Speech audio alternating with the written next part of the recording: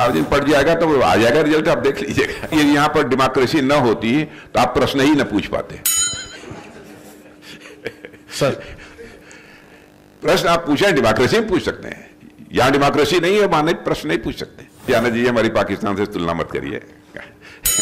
कहां चले गए आप? अच्छा है, इसीलिए दर्शन करने नहीं गए। कौन पुजारी कितना है तो आप तो जानते ही हैं। निमंत्रण तो गया था सबको। अरे राम राम। मैं ये कहना चाह रहा था सर, इसी सरकार ने, बीजेपी की बजरंग सरकार ने, बड़ा सटीक उत्तर है लेकिन दूंगा नहीं।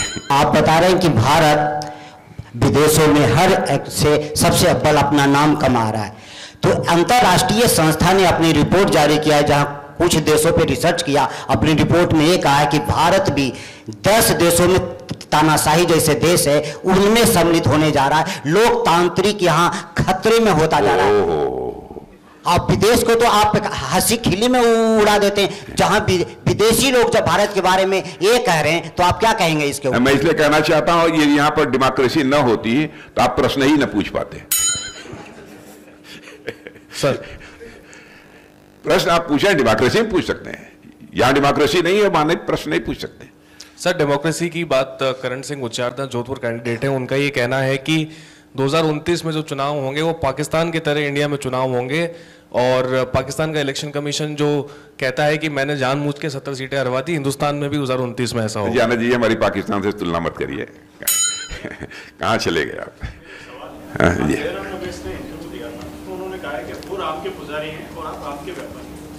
ओ अच्छा है, इसीलिए दर्शन करने नहीं गए।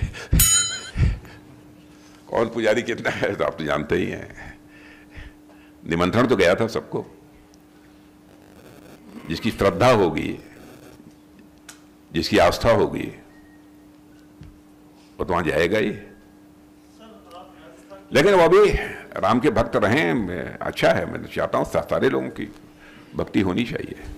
सर, आप राजस्थान के दौरे पे हैं। अशोक गहलोत लगातार भाषण और अपनी सभाओं में कह रहे हैं कि जिन कंपनियों ने भाजपा को दान दिया था, तो दान दो और धंधा करो, लगातार उनका ये कहना है। और उन्होंने अभी कल परसों की सभा में ये भी ऐलान किया और जनता से ये भी आह्वान किया कि देश के हालात गंभीर होते जा रहे हैं। क्या कहें इस पर? बेचारे, अब वो सब सारे लोग खुद ही संकट में हो, क्या कहेंगे? और एक प्रश्न पहले क्या पूछा था आपने? अच्छा, मैंने इलेक्ट्रल बॉन्ड को हम ही को मिला है, उनको नहीं मिला है। इलेक्ट्रल बॉन्ड उनको भी मिला है, हमको भी मिला। सर मेरा एक सवाल सर ये था कि राजस्थान में कांग्रेस के जो अध्यक्ष हैं गोविंद सिंह डोटासरा, उन्होंने ये कहा कि ये पर्ची की सरकार है, भजनलाल जी की सरकार के लिए पर्ची की सरकार है। और दूसरा उन्होंने कहा कि मैं आरएसएस को बिल में दमखम की सरकार है यहाँ राजस्थान की, कायम चला दूंगा, बिल में घुसेड़ दूंगा, उनका जो कहना। अरे राम राम। मैं ये कहना चाह रहा था सर, इसी सरकार ने, बीजेपी की बजरंग सरकार ने, बड़ा सटीक उत्तर है लेकिन दूंगा नहीं। तो सर मंत्रियों वाला बंगला दिया है। कौन कहां घुसा देगा वो? सर उनको मंत्रियों वाला बंगला मिला है। सर मेरा मुद्दा ये था कि उनको इस सरकार ने मंत्रियों वाला बंगला दिया है जो कि एलिजिबल नहीं है। वो अस्पताल मार्ग पे 8 नंबर का बीजेपी की सरकार ने मिली भगत है क्या सर?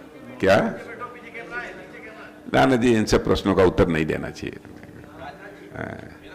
बताइए कहाँ हमको घुसा देंगे बिल में? राजनाथ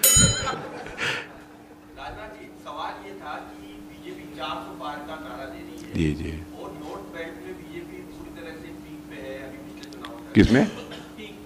काहे पर? बीजेपी नोट बेल्ट जो है जी ना जी काफी पीक पे है जी। तो ये जो 400 सीटें लाएंगे, ये किन स्टेट्स में लग रही है आपको? साउथ में या नॉर्थ ईस्ट में, कहाँ लग रहा है? सभी जगह हमारी सीटें बढ़ेंगी। वैसे लगभग नॉर्थ ईस्ट में भी तो सैचुरेशन की ही स्थिति में हम लोग रहे हैं, एक आध 2-3 सीटों को छोड़ दिया जाए तो। और साउथ तो है ही।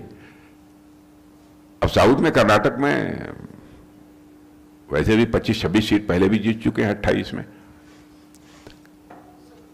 और तमिलनाडु में भी जीतेंगे। सर कांग्रेस का घोषणा पत्र आ गया, आपका घोषणा पत्र नहीं आया, मतलब सब दे चुके हैं आप या कुछ? नहीं, तैयारी हो रही है। वो घोषणा पत्र नहीं, अब संकल्प पत्र है। संकल्प पत्र है। राजस्थान में एजेंसीज के एक्शन देखने को मिल सकते हैं जी।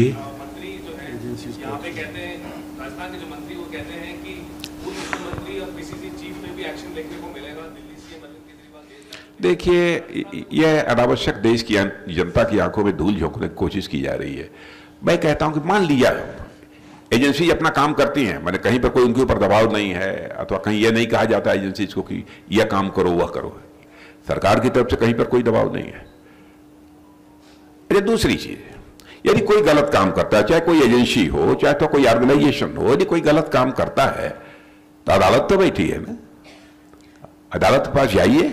वो लोग भी अदालत के पास गए थे तो अदालत में ही उनको राहत नहीं मिली, तो उसके लिए हम कैसे गुनहगार हैं? अपनी गलती को अनावश्यक हमारे ऊपर चस्पा करने की कोशिश क्यों करते हैं?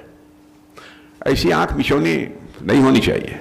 पुरानी सरकार की फाइलों पर ध्यान दिया जा रहा है, पुरानी सरकार की फाइलें उन पर ध्यान दिया जा रहा है। हम लोग केवल देश को आगे ले जाने पर ध्यान केंद्रित किए हुए हैं।